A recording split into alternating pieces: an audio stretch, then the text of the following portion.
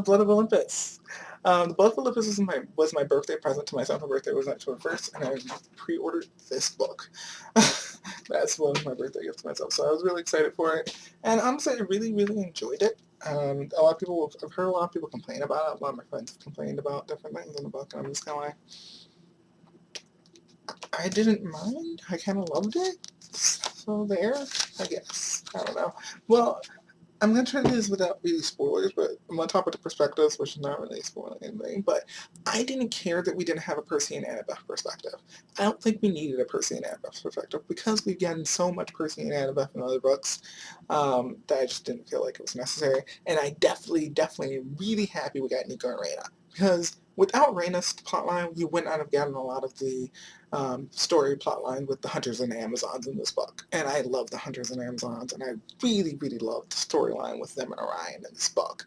It was just, it was like that was probably one of my favorite sections of the book was Reyna's going through it. Reyna was just so great throughout the entire section book, but like by the time she gets to the end, I was just like, oh, I love you so much, Reyna. Reyna's just so good.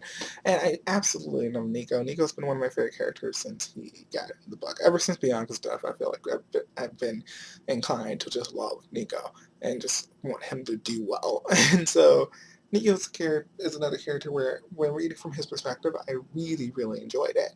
I was happy to finally be able to get into his head, and I liked the way that he developed over the course of the book.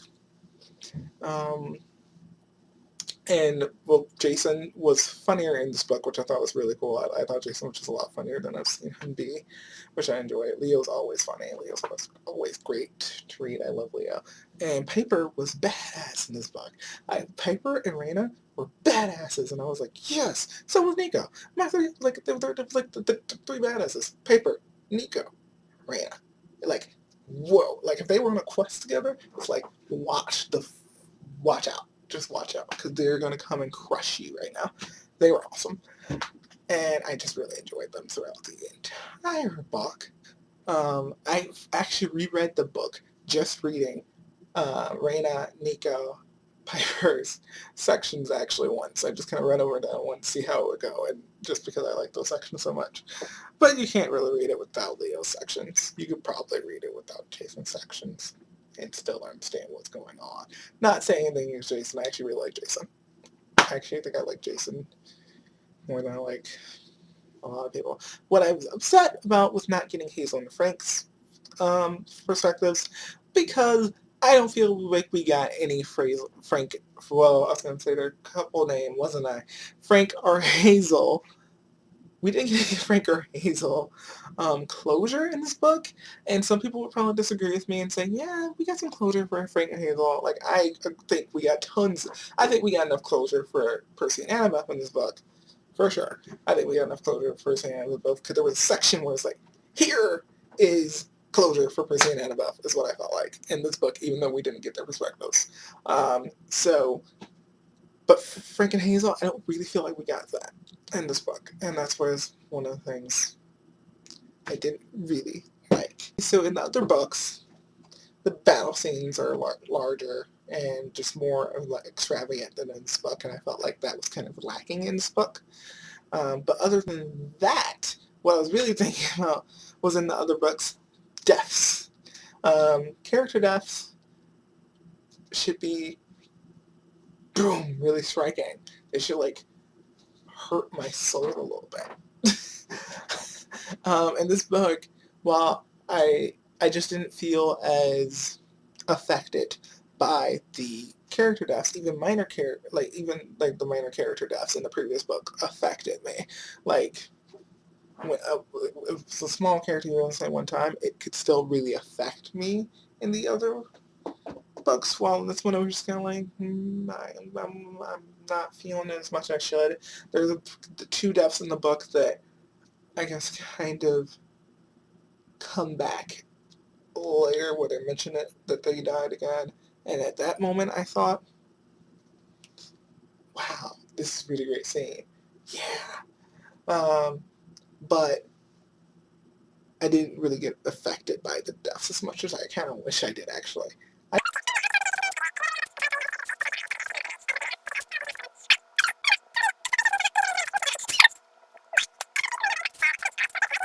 feel it. I want you to feel for them and feel upset. I want it to hurt your soul. My soul wasn't hurt by the deaths in this book. Not except for one, which I'm not gonna say obviously, but there's one where it's like, oh my god. But like the rest of them, not so much, which was kind of unfortunate. But oh well. So overall, I really did enjoy the book. I'd probably give it a 3 out of 5 though, just because I don't think I think it's a really good book. I don't think it's a really good end of a series. I don't think this is the best book to end the series with. But at the same time, I'm really hoping that Magnus Chase is related to Annabeth. Like I really am. Annabeth Chase, Magnus Chase. I'm really hoping that's the case. I know a lot of people are thinking that's definitely got to be the case because of something that she says in the book, actually. But if that's the case, I'm hoping maybe we can get some of those characters to come back at some point. Maybe we can figure out what's going on with some of them in that series at some point down the line. You never know. I mean, Annabeth and Percy went over to the Kane Chronicles in a couple of times, so why not bring over Raina or Nico or anyone or Hazel and Frank, Jason, Piper, Lee. You know, I'm saying all the names now. Just anybody.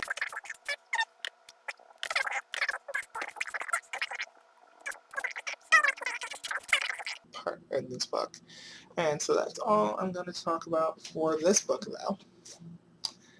Blood of Olympus. You should definitely keep reading. Read